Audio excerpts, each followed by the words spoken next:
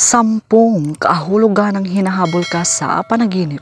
Una, kung ikaw ay hinahabol at hindi ka nahuli sa panaginip, ito ay nangangahulugan na hindi ka nagpapatinag sa mga hamon o problema na dumarating sa iyong buhay. Pangalawa, kung ikaw ay hinahabol at mabagal ang iyong pagtakbo sa panaginip, ito ay nangangahulugan ng pagsubok sa buhay na hindi mo kayang harapin o takasan ng madali.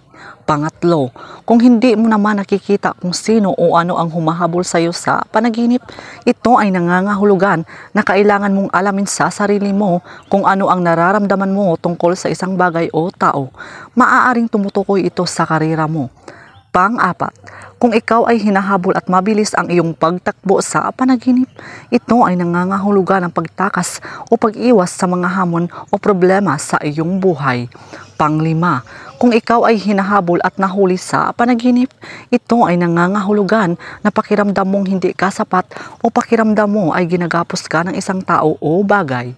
Pang-anim, kung ikaw ay hinahabol ng anino sa panaginip, ito ay nangangahulugan na may pinagkakait ka sa sarili mo.